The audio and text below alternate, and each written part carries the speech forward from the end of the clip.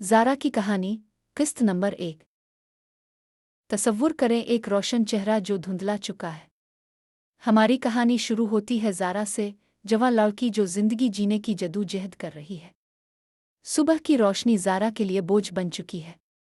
वो अपने रोज़मर्रा के काम सर अंजाम देने में नाकाम होती जा रही है और उसके एहसासात बेबसी में लिपटे हुए हैं। दफ्तर में ज़ारा के काम में गलतियां बढ़ती जा रही हैं और उसके साथी महसूस कर रहे हैं कि कुछ ठीक नहीं है।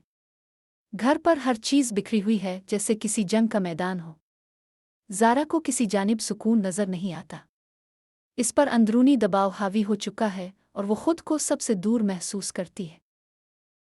जिंदगी ज़ारा की उम्मीदों को मिटा रही है। तन्हाई का हसास इसकी सोचों का हिस्सा बन चुका है। क्या कोई मेरी तकलीफ समझ सकता है? ज़ारा के चेहरे पर एक खामोश सदा है जो मदद मांग रही है, मगर वो नहीं जानती कि कैसे किससे राब्ता करे। ज़ारा अकेली नहीं है। हम में से बहुत से लोग किसी न किसी वक्त ऐसी ही कैफियत का शिकार रहते हैं या कोई ऐसा जानते हैं जो हो।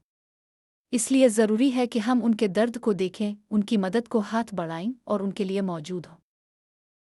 आज हम सबको एक लम्हा निकाल कर ये सोचना होगा कि हम ज़ारा जैसे लोगों के लिए क्या कर सकते हैं। हमदर्दी और मदद का एक छोटा कदम उनकी ज़िंदगी बदल सकता है। अगर आप किसी प्यारे को मुश्किलात में देखें तो उनसे बात करें, उनको सुनें और मदद के वसाइल की तरफ उनकी रहनुमाई करें।